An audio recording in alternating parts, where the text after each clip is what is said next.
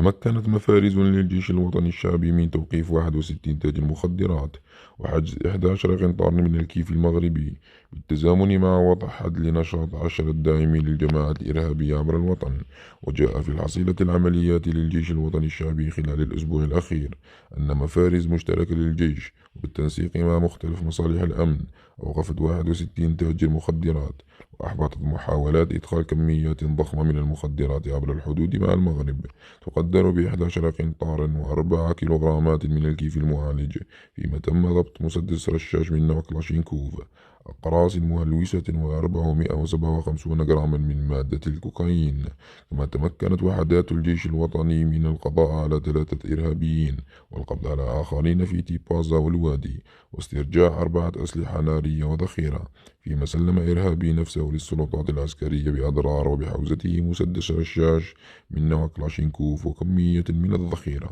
وبالتنسيق مع مصالح الأمن الوطني أوقفت مفرزة بثمن رأس 5 أشخاص من جنسيات مختلفة بحوزتهم مسدس رشاش من نوع كلاشينكوف وبندقية صيد وكمية من الذخيرة، فيما تم كشف وتدمير 5 قنابل تقليدية الصنع خلال عملية تبجير بجيجل. كما أوقفت مفارز للجيش الوطني الشعبي بكل من تمن راست وبرج باجي مختار وإنقزام وجانت وتندوف 206 أشخاص، وضبط 40 مركبة و300 مولد كهربائي و222 مطرقة ضغط، بالإضافة كذلك إلى 12 جهاز كشف عن المعادن، في حين تم توقيف 14 شخصا وضبط 13 بندقية صيد وكميات من المواد الغذائية